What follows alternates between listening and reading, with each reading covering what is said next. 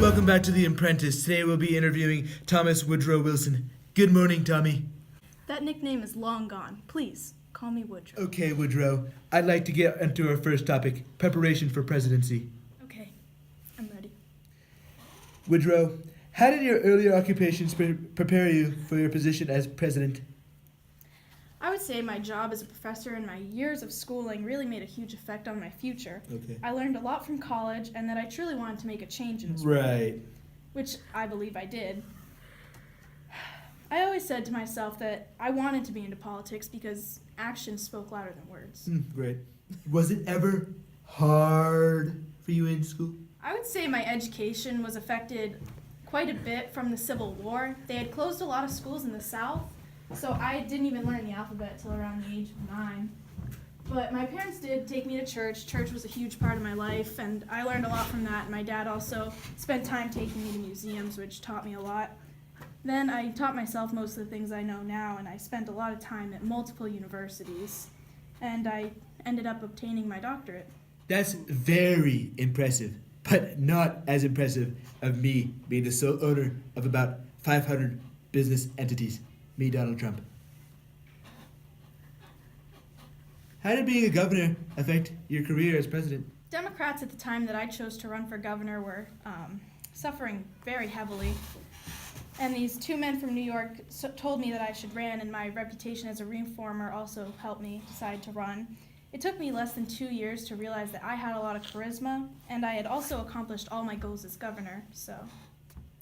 In the election, did you ever fear that you'll lose? Not that saying that I would ever, but did you ever fear it? Not so much this election. I had known the Republican Party votes would be split between Taft and Roosevelt, and I didn't see Debs as much as a threat. But the second time that I ran for presidency, I had more of a fear that I'd lose. Everyone had been saying that Hughes was going to win. Okay, do you mind moving on to the next topic? No, that's fine. How did your devotion to Presbyterianism reflect in your work in your life? Well, my father was the founder of the Presbyterian Church, and he was also the minister. I would say that, aside from family, religion always came first with everything I did. It has always been kind of my escape from my troubles and the stress of my everyday life. Good. How so? Well, when my wife passed away of tuberculosis was when I most turned towards religion. I also found myself there a lot as a child during the Civil War.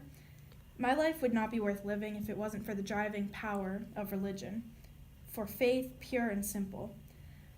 I have seen all my life the arguments against it without ever having been moved by them.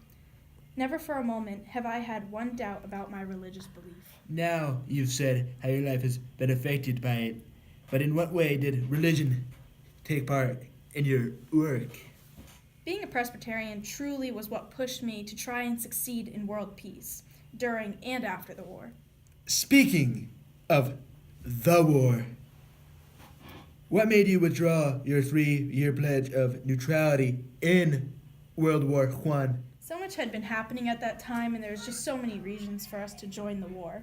I'd say the main reason I chose to enter the war was because I really wanted to make the peace between the two alliances.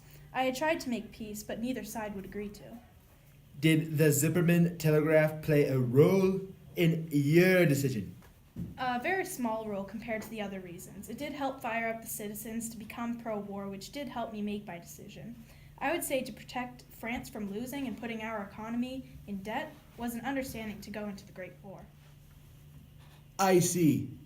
So, did you just want to save your economy from traumatic debt? Yeah, I mean, France losing would pretty much just be us losing. We had no choice but to fight. Now, you made this decision right after the election. In the election, you said you would not declare the U.S. into the war. Did you just say this for the votes? It was truly inevitable what was going to happen. I did not want to take the U.S. into battle, so I still campaigned the same way that I believed. But I didn't really know what I was going to do. All right. So after the war was won, there was many things you had done to try and get the citizens to be pro-war. Is that correct? Yes. How was this done? I first formed the CPI, the Committee of Public Information. This educated citizens on democracy, assimilating immigrants. This promoted the 4 Minutemen, which were men who delivered short pro-war speeches at movie theaters. And you didn't find any of this spooky? No, know. Interesting. Now on with the pro-war. Can you explain what the Sedition Act was? It was a law passed prohibiting behavior that could potentially encourage resistance in the United States. I had seen that there were many incidents where it seemed quite unconstitutional. What are your thoughts? It is not unlawful or unconstitutional to want citizens to not disobey our country. If someone is presenting danger to the safety of our country, there must be consequences, whether you have freedom of speech or not. I see. Now, can you explain to me what the League of Nations was? The League of Nations was a result in the Paris Peace Conference, which ended the First World War. What were your intentions for it? I wanted to ensure world peace and prevent future wars. Was it successful?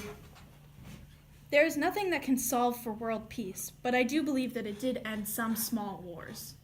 Along with the topic of peace, what was the 14 points? It was 14 goals I had to ensure peace in the U.S. after the World War. Was it successful?